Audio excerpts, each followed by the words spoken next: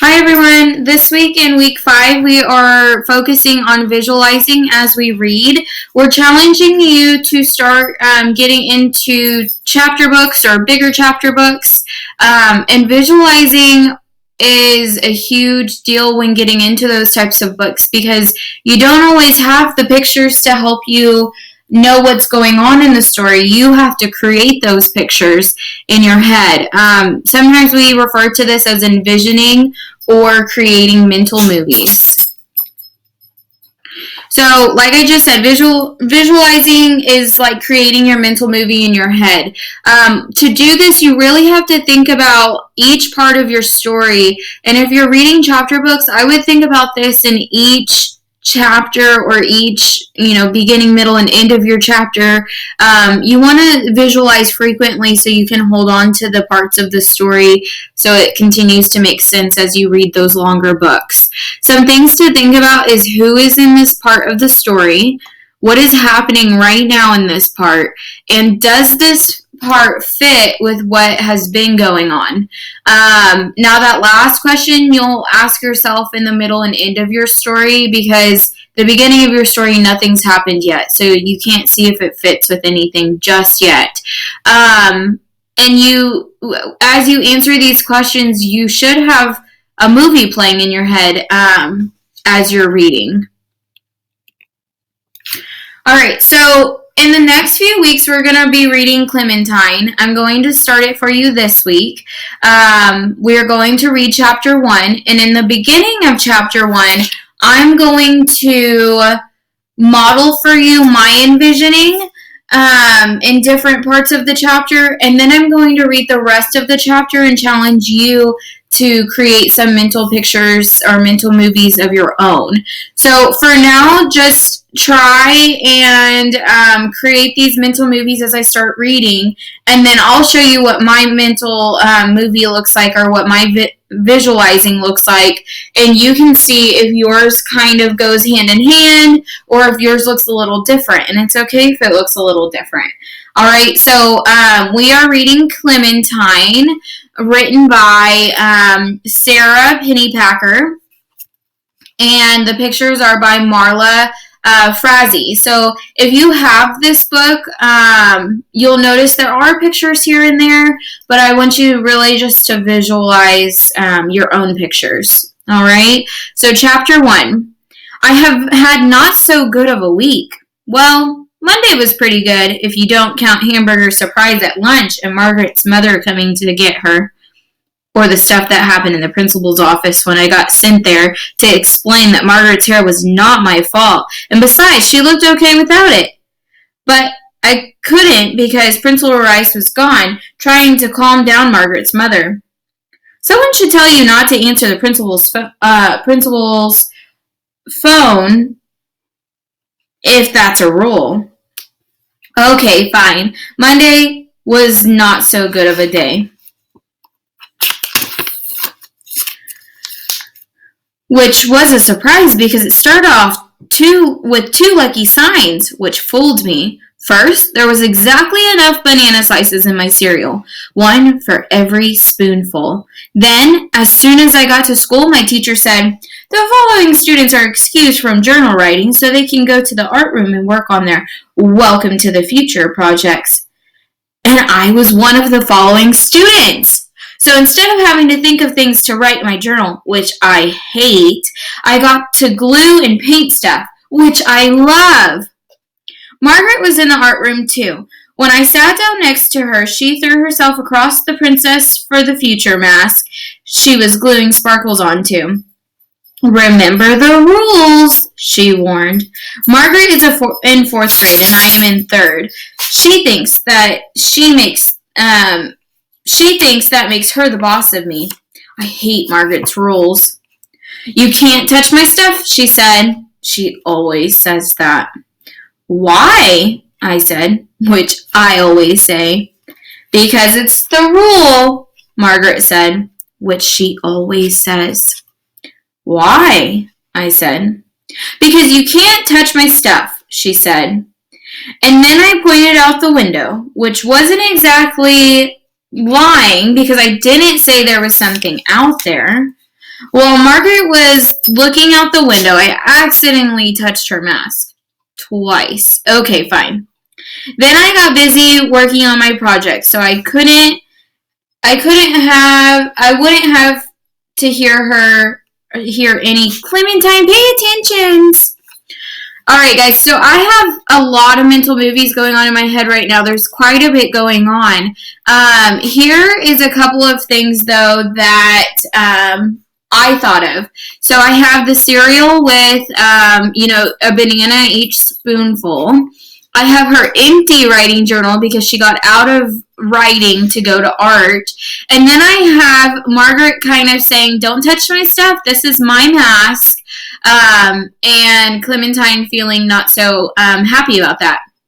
So those are some of my mental movies. I'm going to keep on reading, and I want you to see if you can continue thinking of pictures or mental movies going on in the story. Except I did anyway, which was unfair because each time I was the only person in the whole art room who was paying attention, which is why I could tell everyone right in the middle of the Pledge of Allegiance that the lunch lady was sitting in the janitor's car and they were kissing again. No one else saw this disgusting scene because no one else was paying attention out the window.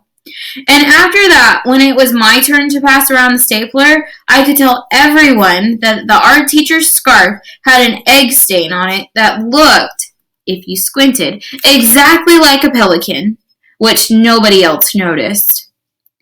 Clementine, you need to pay attention, the art teacher said one more time. And just like the other times, I was paying attention. I was paying attention to Margaret's empty seat. Margaret had been excused to go to the girls' room, and when she left, she had scrunched up "Don't Cry" eyes and a pressed down "Don't Cry" mouth.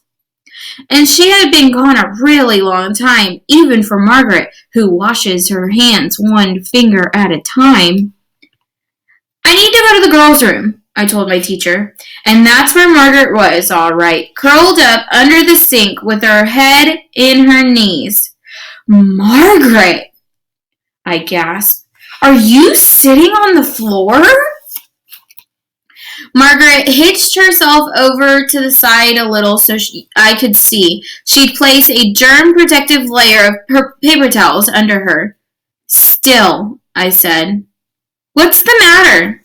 Margaret pressed her head down harder into her knees, which were all shiny with tears. She pointed.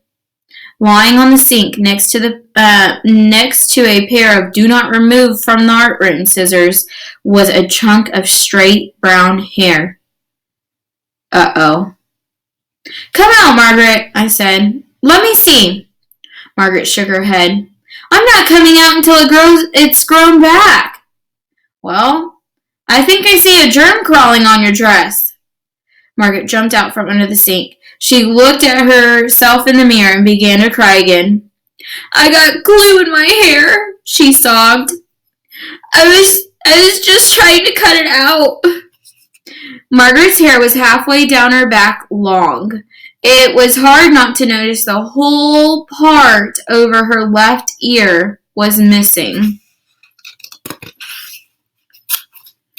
Alright, so this is kind of what I had pictured on that last part. I have Margaret sitting with her head in between her knees underneath the sink, and then I have her crying about, all this hair missing from her hair that she cut out. And this is Clementine just like, okay. So as I continue reading, now it's your turn to try. I'm going to read just a few more pages, and I'll stop at some points and just ask you to think about what's going on and draw a picture as I read this, okay?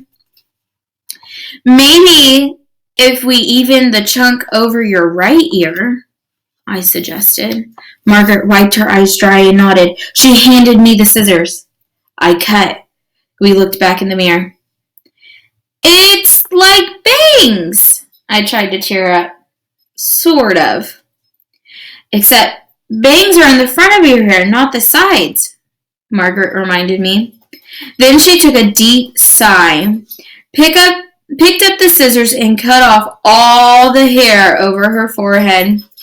Now the front half of her hair was all chopped off, and the back half was long and straight and shiny. Not so good, Margaret said, looking in the mirror. Not so good, I agreed. So right now you should be able to draw a picture of Margaret and Clementine still in the bathroom and what Margaret kind of looks like right now. We looked at her not so good hair in the mirror for a really, really long time without saying anything, which is very hard for me. Then Margaret's bottom lip began to shiver, and her eyes filled with tear balls again.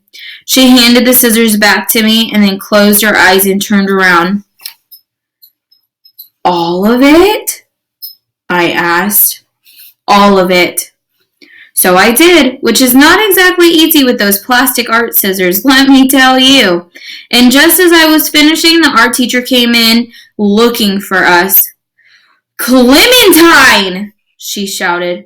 What are you doing? And then Margaret went all hysterical, and the art teacher went all hysterical, and nobody could think of anything to do except the regular thing, which is send me to the principal's office. So I have a good mental movie going on right there. I hope that you can draw that up really quick.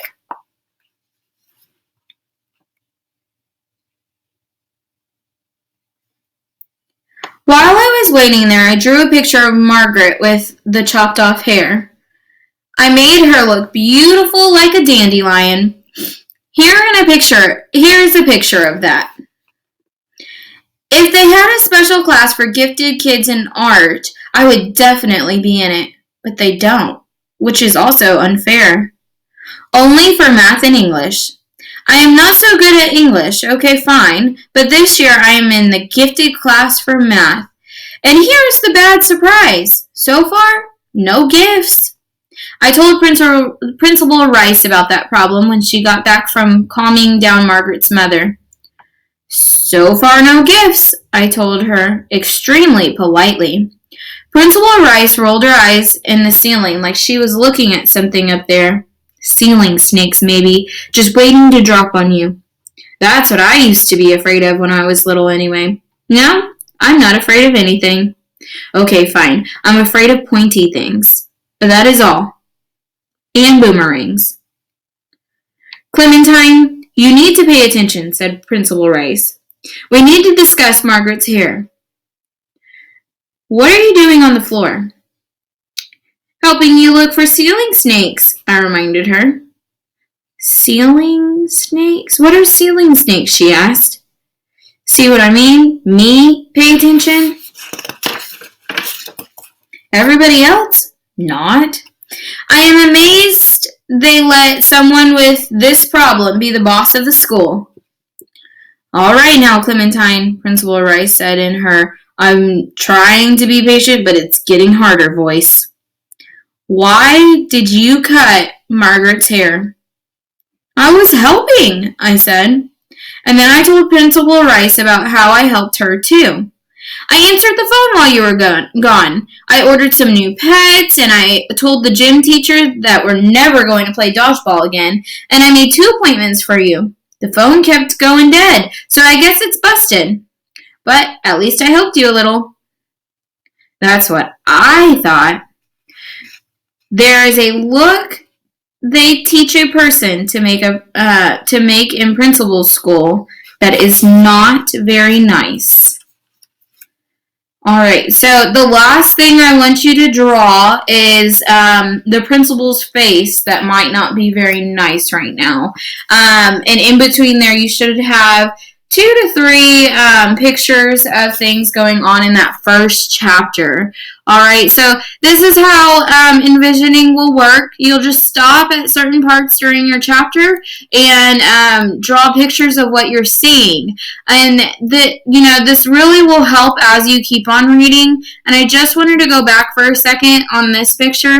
Guys, I'm not an artist at all. Okay, and it took me maybe 30 seconds or a minute to draw each picture. That's all it should take you, so that it doesn't take you away from your story too long, but it also does take you away from your story so you can think about what is going on in your story. Okay, so go ahead and go to your choice board and see what other kind of visualizing, envisioning, and mental movies you'll create this week and post on either Seesaw or Class Dojo.